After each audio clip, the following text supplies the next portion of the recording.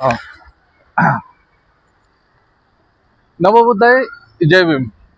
आज Buddhist social activity बोपडी यांच्या वतीने आपण आज एक कार्यक्रम आयोजित करत आहे. सध्या एप्रिल महिन्यामध्ये आपले जे अनेक महापुरुष आहेत त्या महापुरुषांच्या संयुक्त जयंती एप्रिल महिन्यात जास्त जयंती येतात. त्या जयंतीच्या निमित्ताने बुद्धिस्ट सोशल ऍक्टिव्हिटीने एक नवीनच कार्यक्रम आपल्या समोर सादर करत आहे की महामानवाचा डॉक्टर बाबासाहेब आंबेडकर यांच्या जीवनातले जे संघर्षमय काय घडामोडी आहेत त्याच्याबद्दल त्यांचे कार्य संघर्ष देखावा म्हणून इथं सादर करणार आहोत. तर त्या अगोदर आम्ही संयुक्त महापुरुषांचे काही फोटो सम्राट अशोक, राजा छत्रपती शिवाजी महाराज, महात्मा फुले, डॉक्टर बाबासाहेब आंबेडकर यांच्या प्रतिमेला आपण प्रथम वंदन करतोय आणि आपले जो देखावा आहे त्याची सुरुवात आणि त्याची माहिती मला थोड्याच वेळात देत आहे. आणि चला आपण आता सांगायला तर जय भीम. तर हा पहिला देखावा डॉक्टर बाबासाहेब आंबेडकर यांच्या प्राथमिक शिक्षणाचा. या प्राथमिक शिक्षणामध्ये म्हणजे बाबासाहेब आंबेडकरांचं पहिला देखावा दाखवलं की बाबासाहेब आंबेडकरांचे जे शाळेचे सर्टिफिकेट आहे. इथं जी शाळा छत्रपती प्रताप सिंग साताऱ्यातली शाळा आणि बाबासाहेब आंबेडकरांच्या शाळेत शिकत असतानाचं एक दृश्य समजा त्या काळातलं की बाबासाहेब आंबेडकरांना शाळेमध्ये प्रवेश तर मिळाला पण शिक्षण हे वर्गाच्या बाहेर बसून शिकावं लागलं. आणि वर्गाच्या बाहेर बसून शिक्षण, पाणी प्यायचं असेल तरी त्यांना वर्गाच्या बाहेर त्यांच्यासाठी पाण्याचा ग्लास ठेवला जायचा. ही जी असमानतेची वागणूक बाबासाहेब आंबेडकरांना शालेय जीवनातच बघायला भेटली. मग बाबासाहेब आंबेडकरांनी काय करावं तर बाबासाहेब आंबेडकरांनी ज्या वेळेला बाहेरून शिकून आले तर तिथलची जी समानता त्यांनी बघितली आणि त्या समानतेच्या की लोकांमध्ये समानता कशी दिली जाते की एक साधं उदाहरण की कोणत्या वयात माणसावर परिणाम घडू शकतो. जसं एक उदाहरण दिलं तर कुंभाराचं की मातीला जे मडक्याला वळण हे कधी देऊ शकतो जोपर्यंत माती ओली असते तोपर्यंतच माठाला वळण देऊ शकतो, एखाद्या भांड्याला वळण देऊ शकतो. म्हणून मातीचं ओलं असणं हे खूप महत्वाचं असतं. त्याचप्रमाणे मनुष्याला जर तुम्हाला वळण द्यायचं असेल तर त्याचा जो शालेय दिवस असतात तेच खूप महत्वाचे असतात. म्हणून बाबासाहेब आंबेडकरांनी शालेय विद्यार्थ्यांना युनिफॉर्म आतापर्यंत आपल्याला कोणत्याही शाळेने सांगितलं नाही की युनिफॉर्म हे काम नक्की काय करत असतं. युनिफॉर्म हा समानतेचं प्रतीक आहे. तो श्रीमंत असो गरीब असो, तो कोणत्याही जाती धर्माचा असो, किती मोठा छोटा असो, त्यातला कोणताही भेदभाव न करता शालेय युनिफॉर्म तुम्हाला बालमनावरच काय परिणाम देतं की आपल्याला एक संघ एक विद्यार्थी म्हणून राहावं लागतं. बाबासाहेब आंबेडकरांचा तो दिवस आज विद्यार्थी दिवस जरी साजरा होत असेल तर युनिफॉर्म हा बाबासाहेब आंबेडकरांनी आज आपल्याला दिलेली एक समानतेची बालवयातली सर्वात मोठी वागणूक आहे. तर दुसरा देखावा आपण शैक्षणिक संघर्ष. आज सर्वांना माहिती बाबासाहेब आंबेडकरांना शिक्षणासाठी बडोद्याचे सयाजीराव गायकवाड राजे यांनी त्यांना शिष्यवृत्ती दिल्या आणि त्या स्कॉलरशिपच्या जेव्हा बाबासाहेब आंबेडकर बाहेर उच्च पदाच्या शिक्षणासाठी जाऊन आले.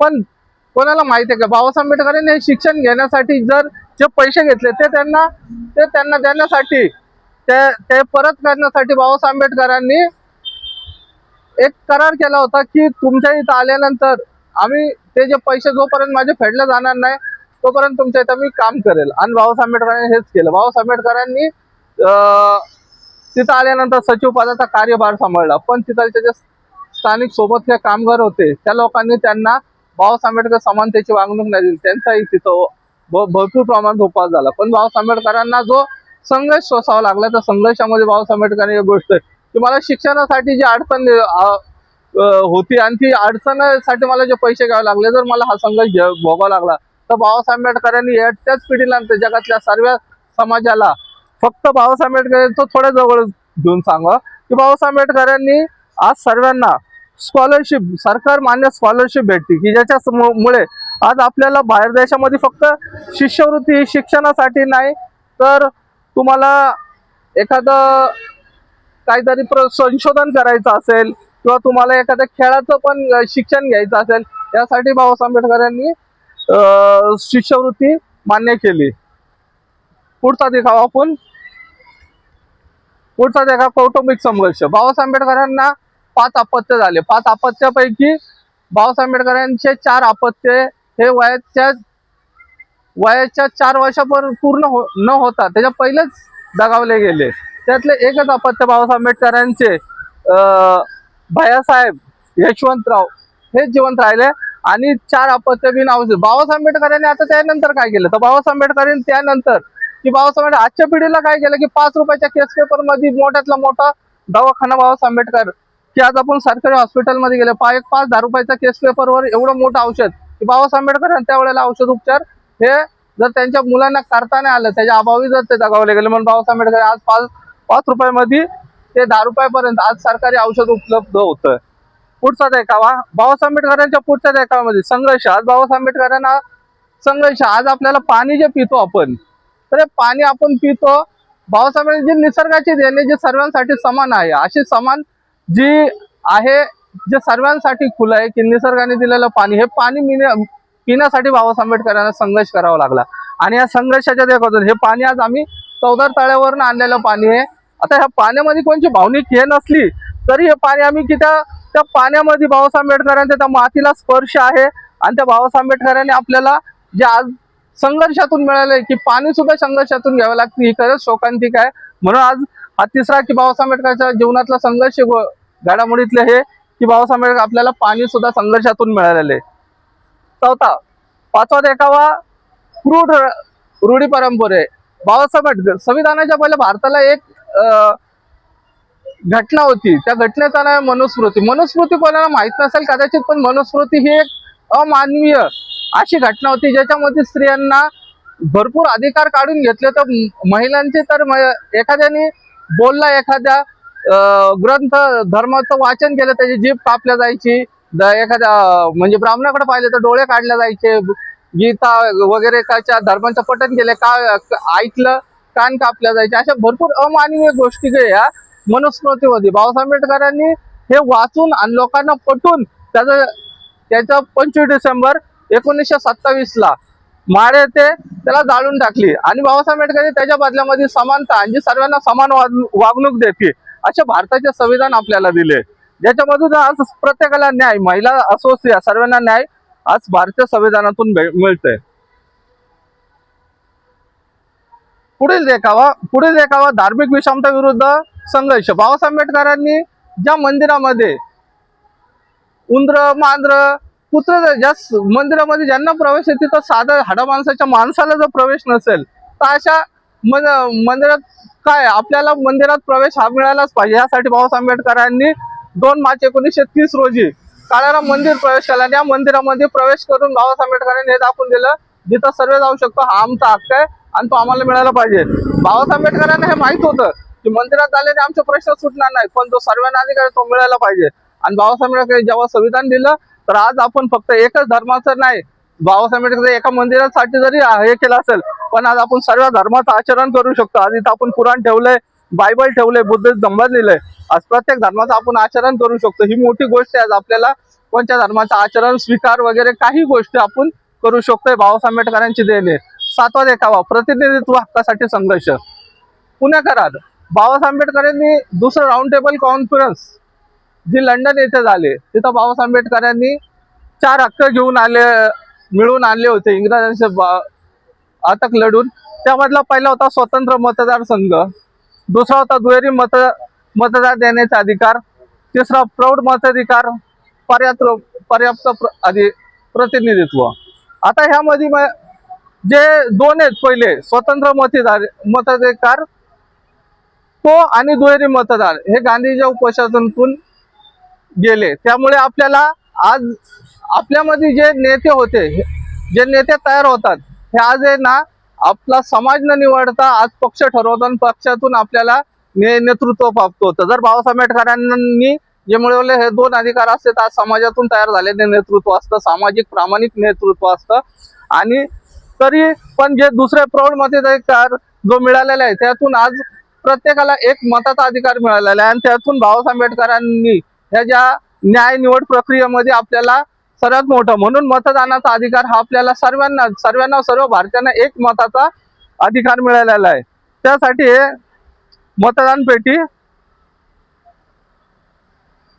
ही ईव्हीएम ही सध्याची मनुस्मृती आहे. याच्यामध्ये सध्याला खरं तर आम्ही हा निषेध म्हणून मनुस्मृतीचा इथं ठेवला आहे की ईव्हीएम मधून आम्ही शिकलेल्या लोकांना खरंच सांगतो, ईव्हीएम प्रक्रिया ही हायजॅक होणारी, कारण आमचा कुठे आम्ही याचा पूर्णपणे निषेध करतो. ईव्हीएमला आम्ही आमच्या संघातर्फे, आमच्या सर्वांतर्फे ईव्हीएम निवडणूक प्रक्रियेचा निषेध करत पुढचा कार्य हे करतो. 8वा देखावा. सर्वांना असं वाटतं की बाबासाहेब आंबेडकरांनी कायदा लिहिला, आपल्याला आज सर्व हक्क अधिकार असेच मिळाले, पण तसे नाही. बाबासाहेब आंबेडकरांनी जे हक्क अधिकार मिळवले त्याच्यामुळे साठी सलग 2 वर्ष 11 महिने 18 दिवस जे संसदेमध्ये जेवढे लोक होते त्यांच्याशी सतत चर्चा, एक एक गोष्टीसाठी, एक एक कायदा कलम पास करण्यासाठी सतत चर्चा करत होते आणि एक एक कलम पास करून घेत होते. ही साधी गोष्ट नव्हती. सर्वांना पटवून देणं होती, सर्वांना एखाद्या गोष्टीचं महत्व पटवून देणं ही साधी आणि बाबासाहेब आंबेडकर एवढ्या अथकपर्यंत जे संविधानाची निर्मिती केली, त्या संविधानाच्या निर्मितीतून आपल्याला जर आज काय भेटलं तर फक्त संविधान नाही भेटलं, तर संविधानातून मिळाली सर्वात मोठी लोकशाही. ही लोकशाही ही जे 4 C आहे ते सम्राट अशोकाचं चिन्ह आहे. सम्राट अशोक सांगतात की जी सम्राट अशोक भारतातला सुवर्ण काळ होता. सुवर्ण काळ म्हणजे त्या देशातल्या त्या 4 सिंहाचं प्रतीक आहे. जे 4 प्रणाली आपण जे म्हणतो, न्याय व्यवस्था, शिक्षण, मीडिया, या सर्व गोष्टीवर जे राज्य आहे हे ह्याच्यातून आपल्याला पाहायला भेटतं कार्यप्रणाली.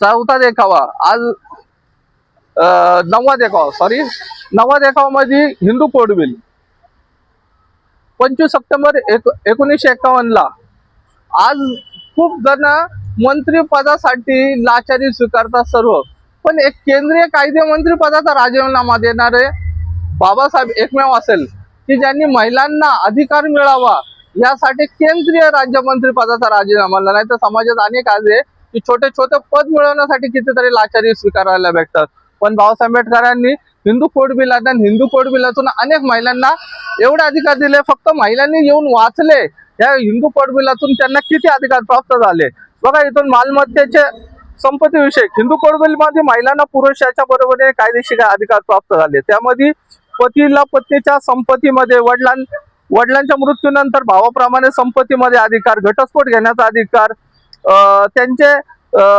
मेंटेनन्स घेण्याचा अधिकार, परत महिलांवर कोणता अत्याचार झाला तर न्याय मागायचा अधिकार. इतकंच नाही तर नोकरीमध्ये गर्भवती असताना 6 महिन्याच्या सुट्टी, पगारी सुट्टी मिळण्याचा अधिकार संविधानाने दिलेला आहे.